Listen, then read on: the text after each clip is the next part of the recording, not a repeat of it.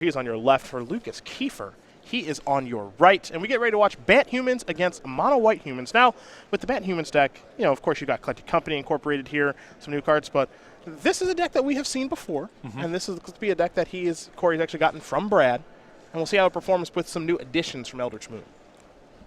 Lucas Kiefer here, keeping up a time-honored tradition at the SCG Tour of Week 1 of Standard, playing a monocolor beatdown deck with no new cards. You see this? We see this quite a bit. Love it. Love it. Keeping it real. Favorite Inspector coming in for one. A clue, of course, from the Inspector. Here's a Dragon Hunter. There's another Favorite Inspector. Another clue on the way. And we are going to head Corey Baumeister's way. A Plains, and now the very important Lambholt Pacifist to have on turn 2. It's got to play the role of brick wall here to slow down Lucas. And even better than Sylvan Advocate would be in this spot, because even if Kiefer has always watching, which he does, his Thraben Inspector still can't attack in. If this was a Sylvan Advocate, he could swing with everything. Instead, he can only get in with the Dragon Hunter. And Dragon Hunter does come across for 3 points of damage, so Baumeister's going to fall down to 16. No blocks here for Corey. So now we're going to head to Corey's turn. You see a Fortified Village and a Plains. Those are the lands for him. Can be Vista, Prairie Stream in hand. So it doesn't look like mana is an issue. I suppose the question is, are those lands going to enter the battlefield untapped or not? Well, there is some awkwardness with the ally color dual lands for sure. And the more you add, the more awkwardness you engender. There is a Plains. Does Baumeister have a play? He'll just pass the turn back. Going to transform the Lambholt Pacifist. So now it's just a 4/4, even though it can't attack and block. So we head back over to Lucas. Looks like Lucas does have a Kythian in hand.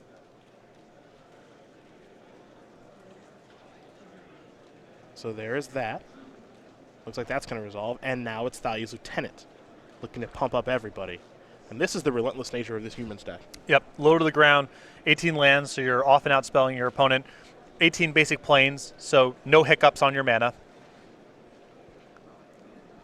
Now, we've seen versions that do incorporate red mana, like Battlefield Forge and Needle Spires from Tom Ross, to be able to play, Reckless Bushwhacker from the sideboard, but Lucas Kiefer, no interest in that. Keep in mind also that this is 2 spells in 1 turn here from Kiefer.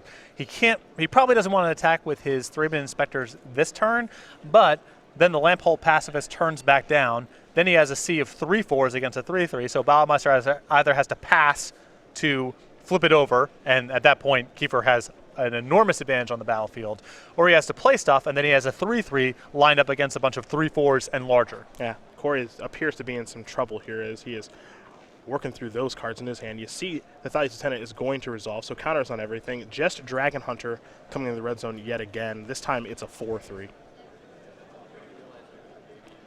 Now, Baumeister does have a copy of Jamoka's command in hand. You have to imagine that's what he was thinking about, and that's exactly what he was thinking about. So we'll see how he wants to go about using that card in this situation, assuming that he even wants to. I have to imagine Sacrifice and Enchantment has to be part of it. This battlefield becomes a lot easier for Baumeister to manage once the Always Watching is off the table. Here's Jamoka's command. Gonna put a counter there.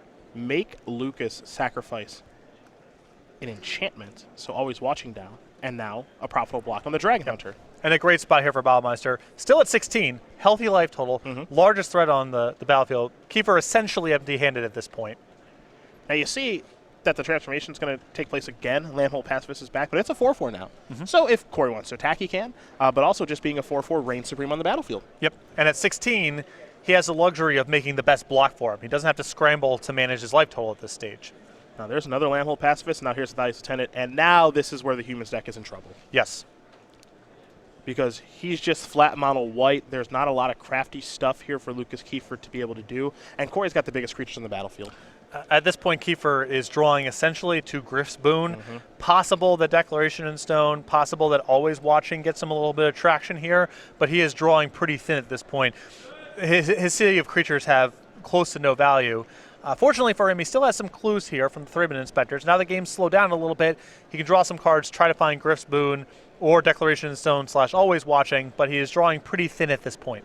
Knight of the White Orchid came down, searched up a plains for Lucas Kiefer. He has another Knight of the White Orchid in his hand, but he's just going to pass the turn back, maybe with the hope of getting another plains from the next one, which he will be able to do now. But this also leaves him 2 mana to sacrifice a clue. So for Corey Baumeister, he finally showed some blue mana there with the Prairie Stream, which does enter the battlefield untapped because of the 2 plains on the battlefield. So now Corey is going to start attacking. The Lambhole Pacifist is a 5/5. And for Lucas Kiefer, no interest in blocking just yet. He's going to use his life total as a resource. Going to fall down to 15. Kiefer's only chance to win this game involves going wide, so he can't trade 2 creatures for 1 at this stage. He needs to keep his battlefield intact as much as possible and hope that some sort of pump effect or just going around Baumeister's blockers allows Kiefer to steal the game. You got to really feel for Corey in a spot like this with no spell to play on his turn. Yeah. Just passing with that much mana up, just really kind of, it's tough to watch when the opponent just has nothing to do. But we'll see if maybe he can find something with all that open mana. Here's a Knight of the White Orchid. That's going to pump up Values Lieutenant a little bit. Going to search for the plains as well. There's a weakness of this mono white humans deck. There's no Brave the Elements. There's no punk out once the game has slowed down a little bit. Yeah. You have Griff's Boon, but Griff's Boon is a much slower way of doing it than something like Brave the Elements. Has he found Griff's Boon yet?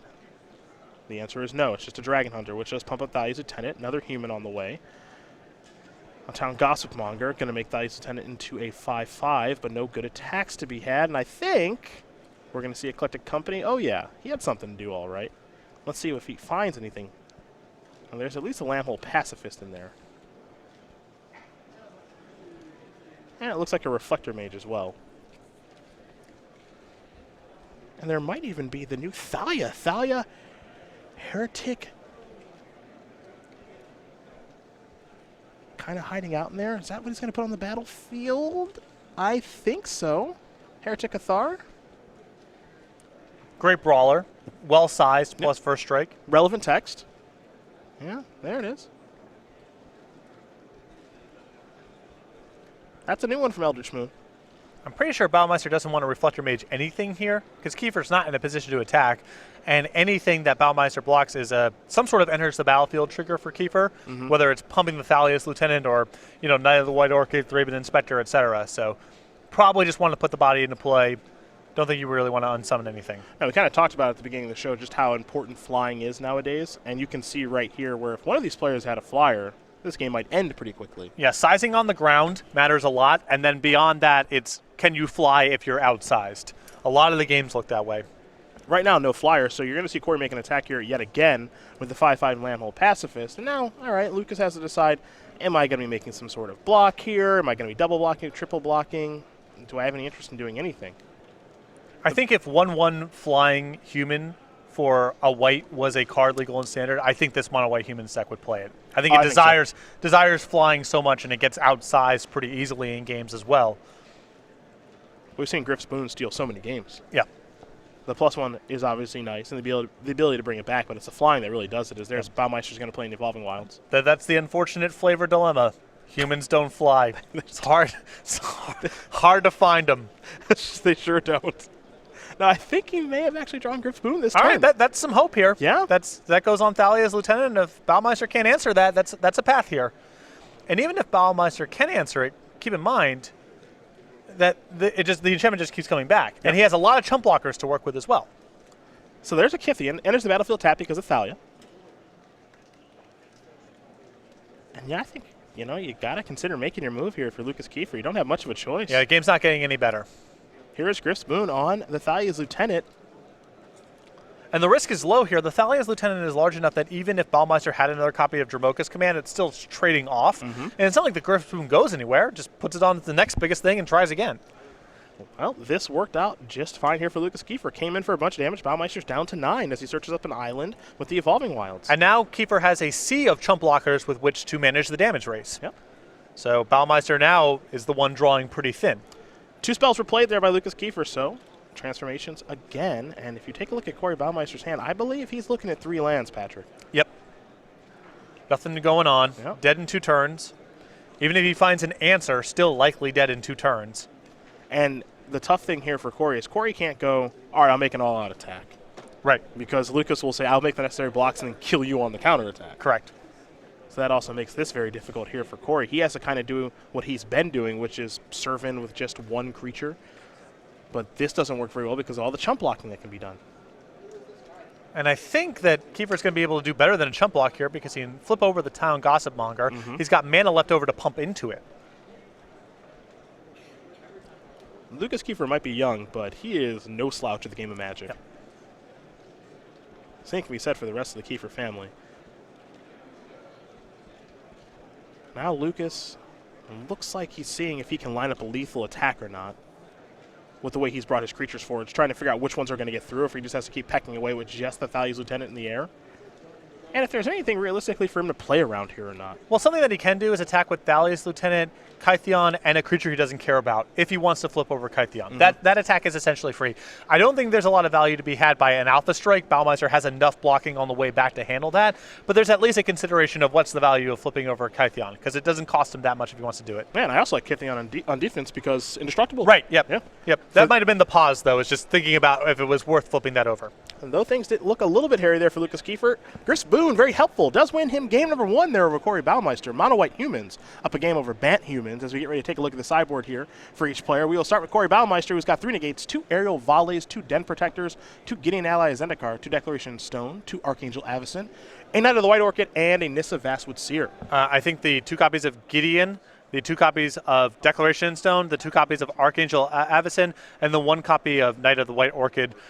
Just creatures that are well-sized for blocking and threats that allow Baumeister to win the game quickly once he stabilized. We saw what happened there. Baumeister had the game look like he was in a dominating position, but it just took him too long to get the game flipped around and actually win, and that gave Kiefer all the time to find a Griff Spoon and turn the game around. So things that speed up the game on Baumeister's side or things that allow him to win the battle in the air, I think are very valuable for him. For Kiefer, he's got 3 Selfless Spirit. That's the new one from Eldritch Moon. 3 Stasis Snare, 3 Secure the Waste, 2 Eerie Interlude, 2 Rogue's Passage to be able to get some damage through, another copy of Griff Spoon, and a Silk Wrap. If we're going to get into this ground game, he's got some options. Right. I'm interested in some amount of the creature removal, though it is noteworthy that he's playing against a Dromoka's command deck, so I don't know if he wants to go all the way up to having a bunch of Stasis Snares. But I think there's an argument for having more creature removal. The 1 copy of Griff's Boon, I think, is a no-brainer. And I could get behind the 2 copies of Rogue's Passage, too. The game does slow down. It's a tough land for him to activate because he's only got 18 lands in the deck to begin with. So it's not trivial for him to get to 5 mana. But we saw that game.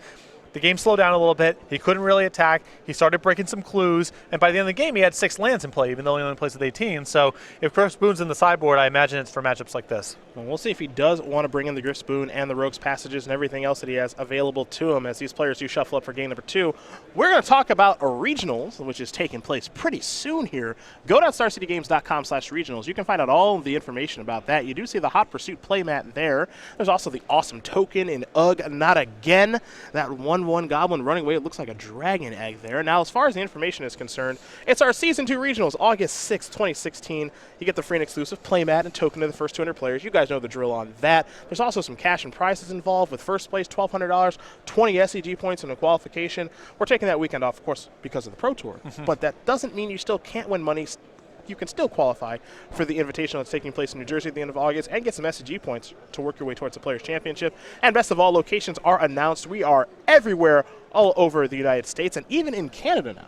Oh, congratulations to Calgary, Alberta, Canada. Absolutely. Getting your own regionals here. Denver, Colorado, my new home city. Boom. No excuse not to go play some Magic, though you'll find one. No, I'm going to be in Gen Con. Okay, so you found one. Yeah, There you go. that's a reasonable excuse, right? I'm going to be at the largest gaming convention in whatever. Go to StarCityGames.com/regionals. More information about that. Plant your flag during Season 2 of the SCG Tour, August 6th, 2016. I have to say, I'm not a huge fan of where the art for Ugh Not Again and the playmat tries to tilt my empathy. Okay. I don't, there's an easy solution to this problem, which is don't steal the dragon egg. But I want it. Right, but that's not, we see the artwork, and there's this very large, threatening-looking dragon looking like it's about to kill a human in this goblin. Correct. Our instinct is to say, oh my god, I hope the goblin and the human get away. This is terrifying. Yes. But then when you zoom in a little bit on what happened, you start to think maybe the dragon has every right to maybe catch the goblin. To kill those thieves and get her egg back. I don't know. It's just It's just worth the conversation. Yeah, it's a conversation worth having about what's really going on. What's there. really happening, and where should your empathy be tilted? I don't know. For Lucas Kiefer, currently up a game right now with his mono white human stack, getting ready here for game number 2, is the 16-year-old from Boulder, Colorado, a member of Team Card Hoarder with 1 open top 8. Would love to get a second one. Now, he claims he could survive on a diet of Chipotle alone. That's what he says. Now, I actually do that, so it can be done. I do think, well, when you're at 16, your body can kind of metabolize anything. I do think in the long term that will kill you. Most likely, yes. Can't recommend it. But a lot of things do, right? so who's to say, really? He's been to more than 35 countries, and yes, he's only a sophomore in high school. 35 countries. That's a lot. That is. Yeah. So we are here for game number 2. Here come the beatdowns from the 3rd Inspector. A Duskwatch recruiter there for Corey Baumeister. Yeah, what this sounds like to me is that Lucas is really taking advantage of the Chiptopia program. Is that what? I don't know what that is. Oh, so Chipotle has put together like a gift card program, like a rewards program. Excuse me. You buy 4 burritos, you get 1 free. What a reward! Yeah, they're really doing some nice work there. If you sign up for the program, you just get free chips and guac with your first purchase. Yeah. How can you say no? I never do. There's a reflector mage. Now this is the start that I think Corey was looking for last game. If he's able to get out on the front foot here, then he can have his late game elements take over. Then he doesn't even care about things like Griff Spoon because Kiefer's just behind the whole game. It's an Eye of the White Orchid, a couple triggers here, 1 for a land, 1 for the Thalia's Lieutenant. So a plane's on the way. It's going to enter the battlefield untapped there for Lucas Kiefer. Have you already eaten 4 burritos recently, you addict? Here's a 5th. Come on back. It would save me some money in the long run, okay? Yeah. Well, depends where we're categorizing medical expenses, I guess. It's in terms of your Chipotle receipts, like, yes, it will absolutely save you money. Corey's going to play some stuff. I don't even know what it is because I can't pay attention right now. There's a Thalia's Lieutenant. It was a Dutchwatch recruiter as well. Got it. And there was a trigger from the Thalia's Lieutenant. Baumeister built his deck very well, so they're all humans. Yes. All that stuff triggers. Patrick Sullivan is back in the booth, folks. Here comes a couple of beatdowns. Corey Baumeister appears to be in the driver's seat so far. The human stack, not one that you really consider, one that stabilizes and blocking and turning the corner and all of that stuff. We did gum up the game the last game. I don't know if we're going to see the same thing here. The problem is that the Kiefer is behind on the board and outsized, and there's no real recourse once that happens. He needs to at least get his creatures to a size where they can block and trade to have the hope of slowing the game down and then maybe pivoting towards Griff's Boon doing something. Here's an Always Watching. The follow-up looks like maybe a Town Gossip Monger. Yes. Which is going to grow Thalia's Lieutenant. The thing on humans, though, those creatures do grow pretty fast. Yep. He's got a little foothold now. I mean, he does have the largest creature on the battlefield. But it's still challenging for him to attack productively. And now Baumeister can just pivot and start activating Dutchwatch Recruiter and getting his card advantage engines online. Yeah, something that he did not have last game. Yeah. Would have been very helpful if he had a Dutchwatch Recruiter given how the game played out previously. Yep. Flooded out pretty badly, so having some extra card advantage would have been a big deal. Prairie Stream the draw here for Corey. That land will enter the battlefield on tap, given the 2 basics that are out there.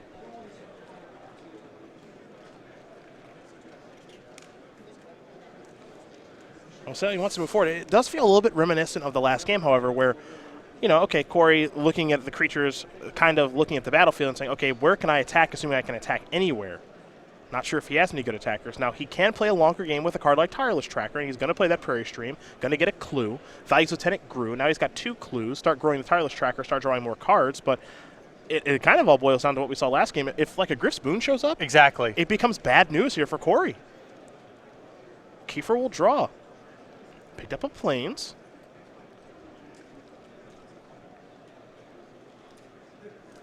This is a Silk Wrap. It's going to go after the Tracker. Wants to get that off the battlefield. No sense in breaking up the Duskwatch Recruiters because there are 2. Yep. Thalia's Lieutenant's not doing very much. Now here's another Thalia's Lieutenant, but that's on Lucas Kiefer's side of the battlefield. So everything's going to get a little bit larger, and I think we might be getting the range now where Lucas Kiefer can actually start attacking. So his Thalia's Lieutenant is up to a 7/7. Yep. The question is, can you make an attack where it forces Baumeister to trade off 2 creatures? I think that if you're making attacks where at the end of the day you're only killing 1 creature, you're better off waiting and keep sizing up your Thalia's lieutenants. Yeah, he's just going to pass for right now. He can also just hang back for as long as he wants to and just play a game to draw to Griff Spoon. Yep. Crack a clue, draw a card. Looks like Baumeister has all lands in hand. One of them is an Evolving Wilds. That might be the easiest one to play in this spot, but he might actually want to play a land that would enter the battlefield untapped and tap for mana to be able to bluff Ojai's Command or Collected Company. But instead he says, I'm going to activate Duskrush Recruiter and get a and get a 3-man Inspector, not a Tireless Tracker. And it's pretty important here for Baumeister to come up with a spell because he does not want these Dustwatch Recruiters to turn over. Very important for him, given the state of affairs, to be able to sit back and activate those. If they flip over to Werewolves, usually that's a bonus, not in this spot. He wants to keep them down. So finding a 3-man Inspector is a big deal here. Gets him a clue, it's another human, and to make sure that the Dustwatch Recruiters stay down at least for another turn. Or it forces Kiefer to do nothing on his turn. Pretty big win. Back to Lucas Kiefer, we are going to go. Town Gossipmonger will transform into Incited Rabble. Kithian the draw. What do we have here? Another copy of Always Watching. Goodness.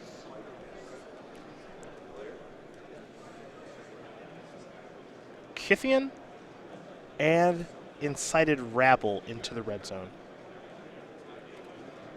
Kithian right now 5-4. Incited Rabble 5-6. And once Kiefer, he has to attack with the Incited Mob. That's mandatory. Once you have to make a mandatory attack, it's worth seeing, all right, well, I'm going to lose something here. Is there another reasonable attack I can make as well? Well, given the fact that he drew another copy of Kithian, that's the easiest one probably to send in. Now Baumeister's got to analyze the battlefield and see what can I attack with, what can I block with. Now he is at 20, so he doesn't have to block, one could argue, but it seems like a pretty good spot to do some blocking. Well, if he doesn't block, it's not like he can attack on the way back because the Thalia's Lieutenant is still really large. And it means that if Kiefer draws a Griff Spoon, that might be a turn or two shaved out of the game. So yes, he can afford to take this hit. Technically, he's at 20, he's not going to die, but I think that he wants to give himself the breathing space to activate Dustwatch Recruiter as many times as possible, and therefore it's worth preserving his life total.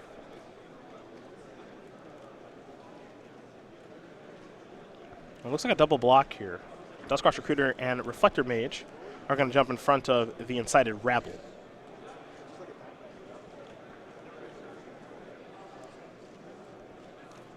Now the question here for Kiefer is, do you want to try to get these two Dustwatch Recruiters off the table? The second one doesn't really do anything, the first one doesn't. Or is it a battle over sizing? And I think Kiefer's deciding that it's a battle over sizing and gets the Reflector Mage off the table. Well, and there's that aspect of things.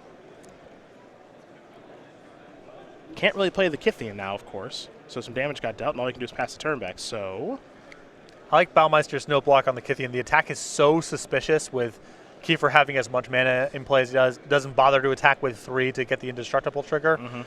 I think Baumeister correctly sensed that there's another copy in the hand. Corey tapping a little mana here. I think we're going to see a Recruiter activation.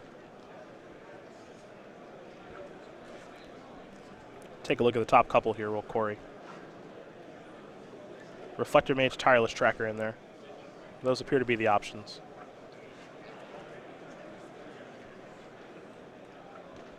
Looks like he's thinking Tracker. It just doesn't appear that Reflector Mage does much on this board.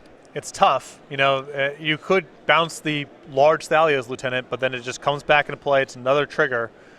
So I think Baumeister is trying to play the card advantage selection game rather than try to manage the board via Reflector Mage. Now he's going to get a bunch of clues. Sacrifice the Evolving Wilds now, get a third clue. Play to human, so Thalia's Lieutenant's going to grow up a little bit more into a 4/4. But we are very much in the same spot we were at in the last game. Yep. Corey's resources are different, and Lucas does need to top deck. How's he do? Town Gossipmonger. Here comes Kithian. Basically a freebie. Yep. Has the mana up to make it indestructible. Looks like the Urban Inspector's going to jump in front of that. Pretty easy block there for Baumeister. Gossipmonger going to grow each Thalia's Lieutenant. And now Kiefer will simply pass the turn back over to Baumeister, who's going to draw. Do you like playing the Town Gossipmonger there? Pardon? Do you like playing the Town Gossipmonger there with the thought process of, I could transform your Duskwatch recruiters by not playing anything? Well, I don't mind waiting one turn, I guess. Baumeister still has the option of doing everything on the stack with the triggers. I don't think long-term Kiefer can manage the Duskwatch recruiter game once Baumeister starts drawing that many cards. He's also got 3 clues in play. Sure. But yeah, I don't think the Town Gossipmonger puts Kiefer in a position to make any attacks he couldn't make anyway, so probably worth holding in hand. Let's go back over to Lucas now, as he does untap. Now, last time we saw Kithian just come into the red zone. That part was easy. But he's looking for Gristmoon. He's looking for Rogue's Passage, assuming that he boarded them in. Land number 6. Here comes Kithian. Here's Collected Company.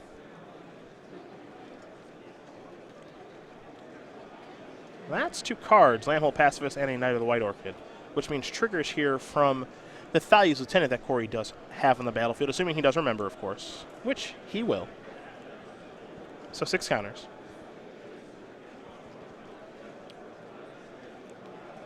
And so now the Thalia's Lieutenant on Baumeister's side outsizes the Kithian, so that's an easy block.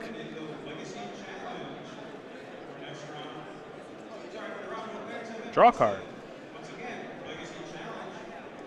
Draw another card. Tireless Tracker grows. The clue count goes down. Now we're in the same spot we were in last game. Can Baumeister find a way to turn around and start attacking before Kiefer finds Griff's Boon or some other way to break the stalemate? The nice thing here for Corey, he gets to see a ton of cards. That's all well and good. The problem here for Corey is, and this is something we've seen from Band Company decks, is he doesn't really have a way to break through.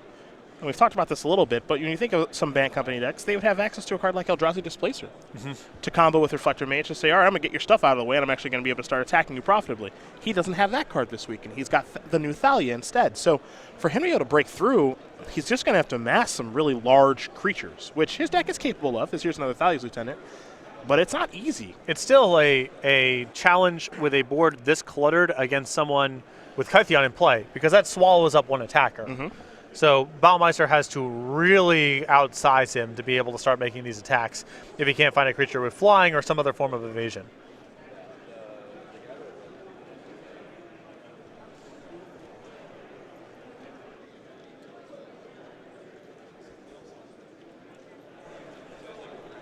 All right, all these creatures have grown, thanks to Thalia's Lieutenant and humans entering the battlefield and all that jazz. Now Corey's just trying to figure out where can I attack, assuming that I can. And now he's reaching for his largest creature, which is the Thalia's Lieutenant, which is a 9/9. But attacking with just one creature is not going to do it. Yeah, this is tough. You know, Kiefer gets 1 block on the house because of Kytheon. So he has to swing in with at least 2 creatures to get anywhere. And at that point, Kiefer's got some size and some first strike on his side of the battlefield. It's not easy. Third Inspector is going to come in. At least 1 trigger there. And doesn't look like he saw the other one, though, on his other Thalia's Lieutenant. This battlefield is so flooded right now, it appears as though he just missed one. Here's an Expedition Envoy. And now he remembers the other one. I think he realized his mistake there. A little bit of a smile where he missed that first one with a 3-man Inspector. Now he'll just simply pass the turn back. Baumeister on tap. And he'll draw. Landhold Pacifist. Just another Knucklehead. So for now, he'll sacrifice a clue. Tireless Tracker will grow a little bit. Draw a card. Another Thalia's Lieutenant.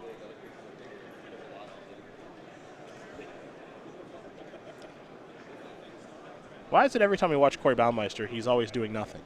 Because he's always playing green-white creature decks. His battlefield is always flooded. A long history, ever since the days of Urnan Vision. A long history of cluttering up the battlefield and not really doing anything. There's Reflector Mage. Ooh, that might get us to an attack here. Yep. See you later, Kithian. Not just 1, 2. Yeah. Because next turn as well. And now here's a Thalia's Lieutenant. So are we out of dice yet is the question. After the green-white devotion mirrors we covered in Miami, I think we have a different understanding of what the ceiling for required dice is. I think so. I don't think we're ever going to run out of dice again. looks like we're safe so far. I don't know. We've moved away from the white dice and now have the black dice. We have, yes. That's the. We're digging deep. Yes, we are. That's the sign. Here comes a very large Thalia's Lieutenant. 12, 13, 13. Well, he's got plenty of chump blockers. Yep. So there goes 3-bit Inspector. Kiefer will untap. He'll draw. Looking, not for a Plains. Looking for Grispoon or Rogue's Passage. Hasn't found it yet. He does win the game in 2 turns if he's able to find the card. Yep. And he's got 2 turns worth of chump blocking, it would seem. Baumeister will untap. These creatures are going to transform. I'm sure Corey would just love to say draw, attack with all my stuff. I just don't think that actually does it. Guess he's transforming 4 creatures.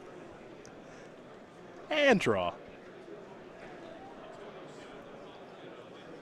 Start by sacrificing a clue. Tireless Tracker is going to grow. Draw a card. Do it again. I think we're about ready for an alpha strike. You think we're almost there? I think we're there. There's a land for the turn. Corey will get a clue. Our spotter in the area there having a good time with it as well. And boom. Another Thalia's Lieutenant. We still have dice. Oh no. Is it over? Impossible. Is it over for someone's employment?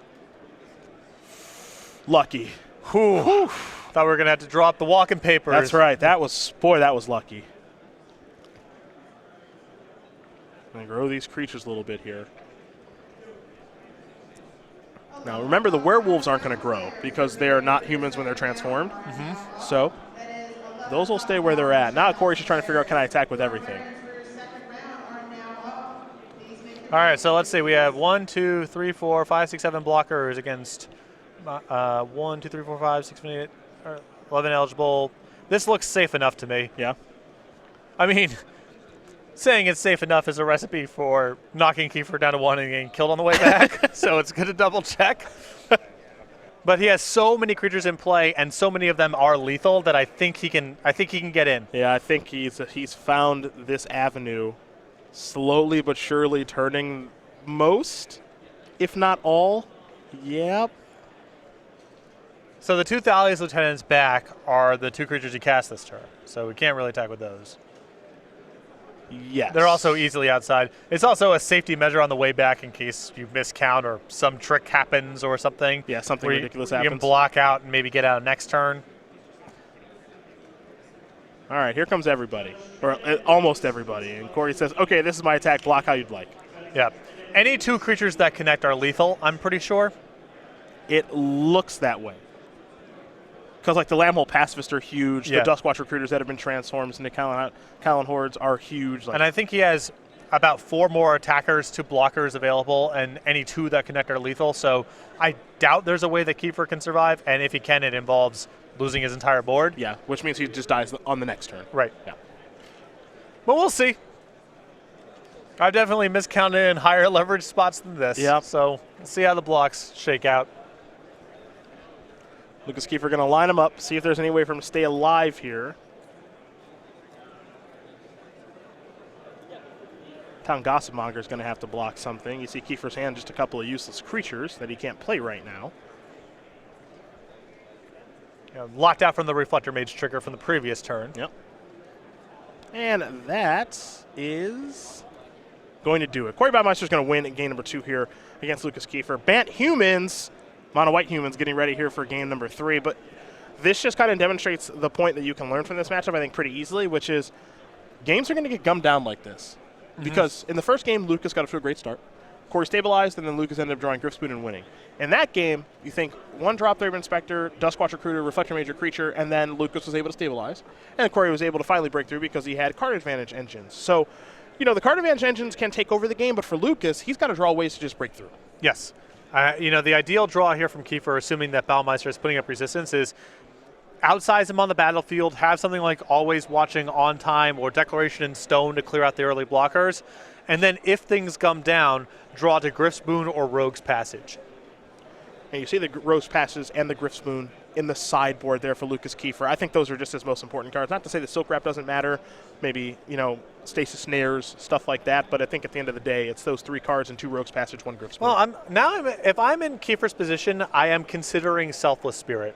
Because we've played, now I'm sure that card's in there for sweepers and not really for this matchup, but Baumeister has showed no ability to fight the air. He's flipped over his whole deck through the course of 2 games. Everything's on the ground. He's playing Collecting Company, so he doesn't have that many spells in his deck. He doesn't have that much removal. I know it's a little mopey, but if I'm Kiefer, I'm kind of considering any flyer I can get my hands on. Yeah, just some way to crack through. Yep. Okay.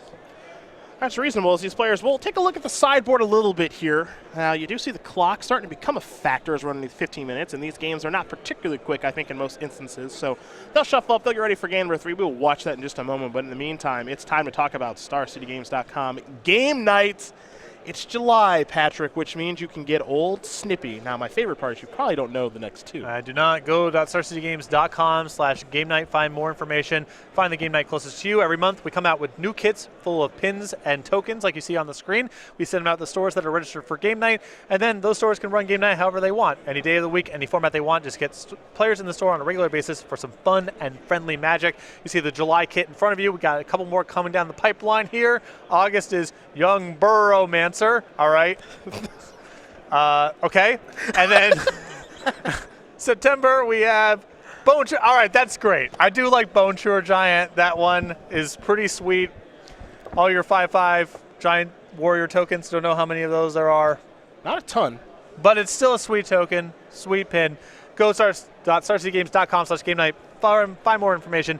Find the game night closest to you in stores. Contact your in-store play representative over at Star City Games if you want to get game night sent to your store. Game number 3 here between Corey Baumeister and Lucas Kiefer about to be underway as they take a look at their 7 cards, see if they can both keep 7 cards. Have a good competitive third game here. First 2 have been pretty good to watch thus far. And a very quick mulligan there from Lucas Kiefer. Not happy with what he saw, and neither is Corey. So predictably, both players will now mulligan into oblivion and will play a real weird game. Yep. I think the mulligans like this are good for Kiefer on the balance. He plays a lot better resource light. He's 1 color against 3. There's a lot to like here. Yeah. The Humans deck is also a deck that just mulligans relatively well. Yep. It's a deck that can undo a mulligan with a card like Thraben Inspector. Doesn't need a lot of mana to work with. Doesn't need a lot of cards to work with. While Corey Baumeister might be fumbling around with Evolving Wilds and Prairie Streams that are entering the battlefield tapped, which is not where he wants to be. There is a legacy analog here to decks like Temur Delver, where you just don't need a lot of stuff to get going. Yeah. You need 2 lands and some spells, and you can go. You would like to get up to 3 because that's where you can cast Always Watching. That's one of the marquee cards of the deck, but you can run fine off of 2 lands, and therefore you're pretty good at mulligans to 6. I think much better than Baumeister's deck. Well, both players will take a look at their 6 cards. Remember, Lucas Kiefer is on the play with his Humans deck. See if he finds an opening hand that he's happy with. Looks like he is happy. Both these players will scry now from their mulligan. Top card going to go to the bottom there for Lucas. Corey's happy. We're under what? Ooh, no 1-drop. Always tough to see that from the human side of things. If you're Corey, you're thrilled. Yes. You're not underneath that much pressure right away. Now, Corey's got to figure out what lands he wants to start with. He's going to start with Evolving Wilds and simply pass the turn back over to Kiefer. To Kiefer will go. It's a Plains. It's a Knight of the White Orchid for no value. Pass the turn back. For Baumeister, he's going to search up a Forest.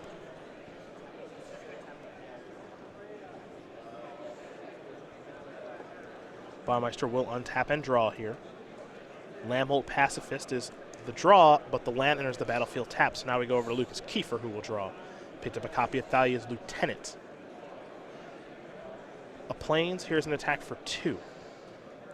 The follow-up is another Knight of the White Orchid, a Thraben Inspector along with a clue, and the setup is for next turn. Yep.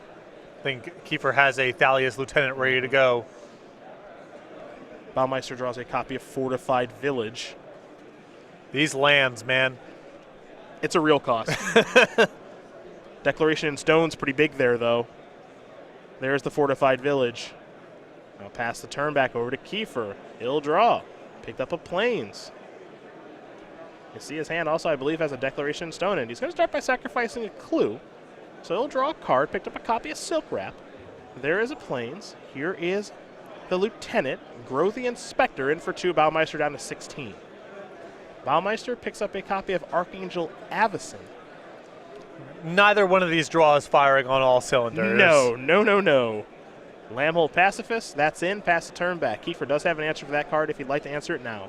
Actually got quite a few answers. Going to start by sacrificing a clue, draw a card. And picked up the Plains. Kiefer does have the breathing space here to crack these clues and leverage the extra cards. Declaration in Stone on 2 creatures looks great in these matchups, but this is not free. Here's an attack for 3. Baumeister down to 13. Dromoka's Command the draw.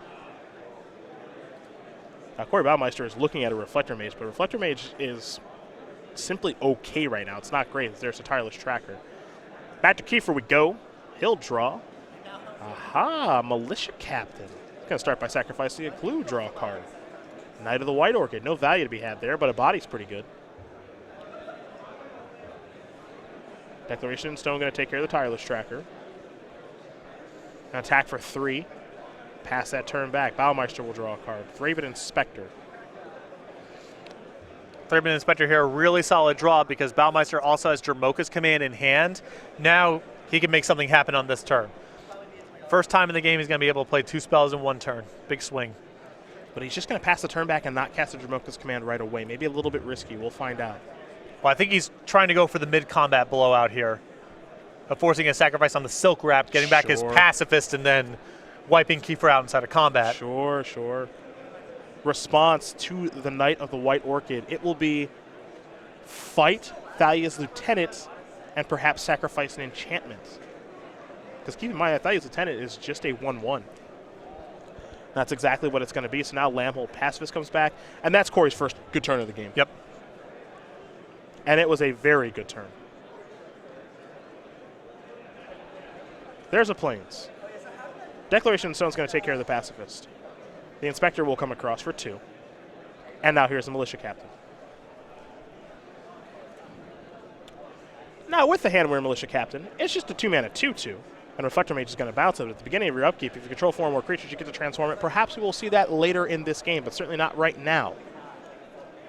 And now we have hit the point where Kiefer needs to draw Griff Spoon or Rogue's Passage to be able to manage anything in combat. Yep. Even with Baumeister playing, his first 3 lands, all enter the battlefield tap, had some early hiccups. Kiefer did not have a lot of pressure on his draw, and now the board is locked up. Yep. And now Corey's trying to turn the corner and close. Yep.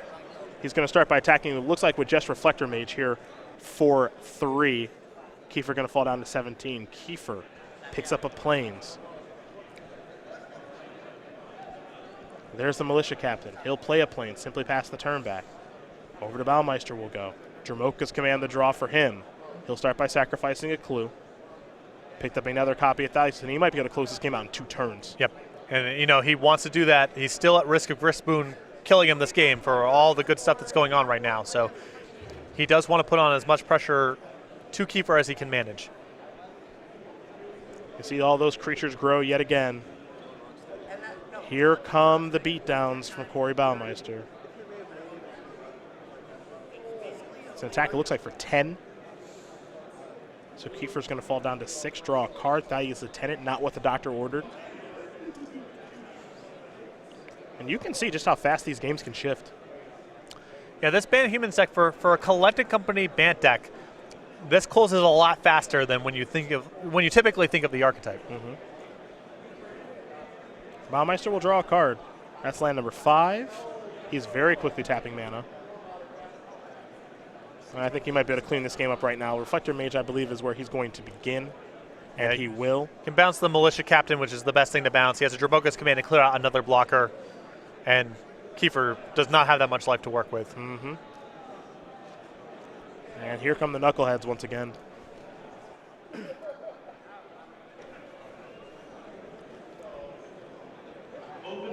Unfortunately for Kiefer, Baumeister was actually just able to stabilize and turn very fast. Yes.